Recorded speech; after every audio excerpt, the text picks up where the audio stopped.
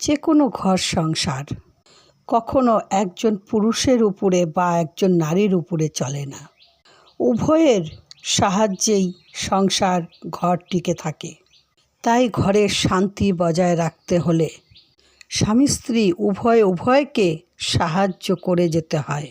উভয়ের ডিফারেন্স কর্ম হলেও সেখানে সমবেদনা বজায় রাখা উচিত। যেমনি একটি ঘরকে তুলতে গেলে 4 দেওয়ালের প্রয়োজন, তেমনি সংসারকে ধরে রাখতে হলে মেল ফিমেল উভয়েরই 4 হাতের প্রয়োজন।